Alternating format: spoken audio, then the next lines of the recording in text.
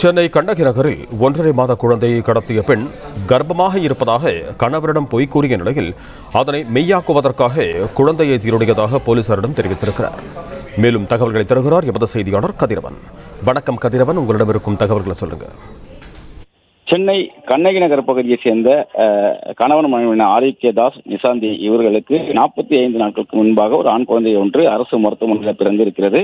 கடந்த 13ஆம் தேதி அன்று மதியம் செவிலியர் என்று அவரது வீட்டுக்கு வந்த பெண் அந்த குழந்தையை தாயையும் அழைத்துக் கொண்டு டிநகர் சென்ற நிலையில் அங்கிருந்து குழந்தையை திருடிவிட்டு சென்றதாக காவல்நிலையத்தில் புகாரானது அளிக்கப்பட்டிருக்கிறது. இன்று காலை அந்த குழந்தை திருவைக்காட்டிற்குரிய ஒரு தனியார் மருத்துவமனையில் மீட்கப்பட்டிருக்கிறது.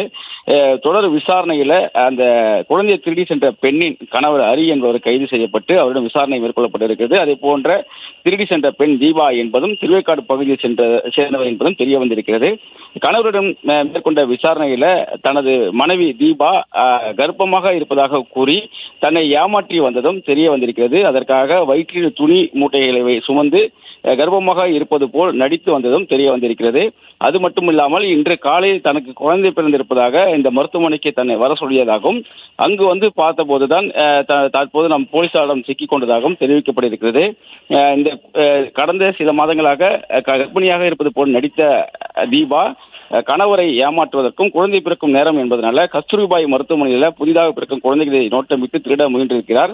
அப்பொழுதுதான் நிசாந்தி மருத்துவமனையில் வெகுளித்தனமாக இருப்பதைக் கண்டு அவரது வீட்டுக்கு சென்று செவிலியர் போல பேசி ஊட்டச்சத்து பொருட்களையும் மாதம் 1000 ரூபாய் வாங்கி தர கூறி நிசாந்தியை அழைத்து சென்று கண்ணகி நகரிலிருந்து சைதாப்பேட்டிலிருந்து டிநகர் மற்றும் கோயம்பேடு இருந்து திருவைக்காடு என மாறி மாறி போலீசாரிடம் சிக்காமல் இருக்க ஆட்டோவில் சென்றிருப்பதும் தெரிய வந்திருக்கிறது. ஏசிஎஸ் மருத்துவமனைக்கு சென்று குழந்தைக்கு வலிப்பு வந்துவிட்டதாக கூறி அந்த மருத்துவமனையில் அவர் சிகிச்சைக்காக சேர்த்திருக்கிறார். மேலும் கணவரிடம் குழந்தை பிறந்து விட்டதாக கூறி அவரையும் அங்கு வர சொல்லியிருக்கிறார். குழந்தையை பற்றிய தகவல்களை மருத்துவமனை ஊழியர்கள் கேள்வி எழுப்பிய நிலையில சிறுநீர் கழிப்பதாக கழிவறைக்கு சென்று அங்கிருந்து அவர் தப்பியிருப்பதும் விசாரணையில் தெரிய வந்திருக்கிறது. கணவர் ஹரி என்பவர் தற்போது போலீஸ் பிடியில் இருக்கக்கூடிய நிலையில தீபாவை போலீசார் தேடி வருகிறார்கள். விசாரணையில கணவரையே தீபா ஏமாற்றியுள்ளதும் தெரிய வந்திருக்கிறது. தற்போது அந்த குழந்தையை அவரது தாயாரிடம் ஒப்படைக்க ஏசிஎஸ் மருத்துவமனைக்கு காவல் ஆய்வாளர் உள்ளிட்ட அதிகாரிகள் அங்கு வந்திருக்கிறார்கள். தொடர்ந்து தீபாவை தேடும் பணியில் ஈடுபட்டிருக்கிறார்கள். நன்றி கதிரவன், உங்கள் தகவல்களுக்கு.